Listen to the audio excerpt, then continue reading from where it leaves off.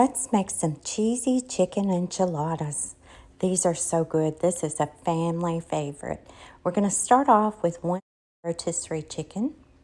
We're going to take and shred about 3 cups of that chicken and put it into a large skillet. Turn your stovetop eye on to simmer, and we are going to grab 1 taco seasoning mix packet and just sprinkle that right on top of that chicken.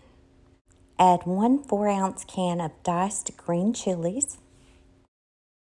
Add 1 8-ounce pack of cream cheese, softened. And you can either leave that laying out 30 minutes before you start this recipe, or you can freeze that cream cheese and it will come out soft once it thaws out. Then we are going to add 3 dollops of sour cream.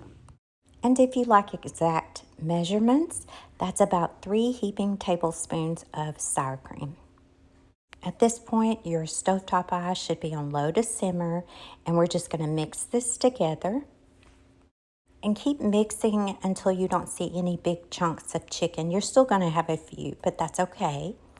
And then we are going to put a lid on this and let this simmer or cook on low for about 5 to 10 minutes until it really just heats up. That's all we're doing, is heating this chicken up.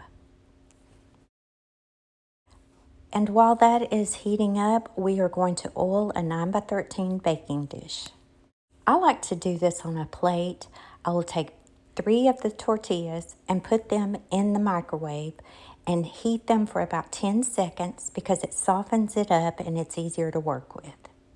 And then once your mixture has finished heating up, we are just going to add 3 heaping tablespoons of the mixture, the chicken mixture, onto the tortilla.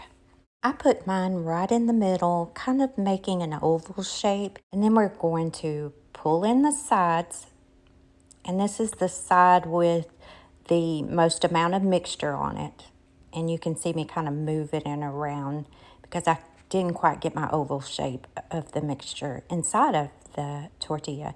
And then pull in those smaller sides and then take the larger side with less meat on it and flip it over just like that. Then we are going to take this open side down and put it into our baking dish, just like this. Now let's roll up one more so you can see what I did one more time. We're going to put in 3 heaping tablespoons of the mixture. Then take those sides, pull them in, pinch it with your thumb and your pointer fingers, just like this, and then you're going to roll it over. And before you know it, you've got 8 enchiladas. And this recipe does make 8 enchiladas. You might have a little bit of the mixture left. If you do, you can eat it with crackers. That's what my husband does. Then you will need at least 2 cups of cheese. I'm using Monterey Jack, which is really good. Sometimes we use mild cheddar. You can use Mexican blend, whichever cheese you want to put on top of this. Even pepper jack would be great on this. Now we're going to add some red enchilada sauce. The whole can. Just pour it right on top. And you may ask, why did I put the cheese on first before I put the red enchilada sauce on? That's because we are going to cook this on convect in our oven on 325 degrees for 20 minutes. And if you use convect, there's a fan in the back of your stove, so that enchilada sauce helps hold that cheese in place. Or you can bake this on 350 degrees for about 25 minutes or so, because all we're really doing is heating this up. And voila, dinner is ready to be served. And y'all, your whole family's gonna love these.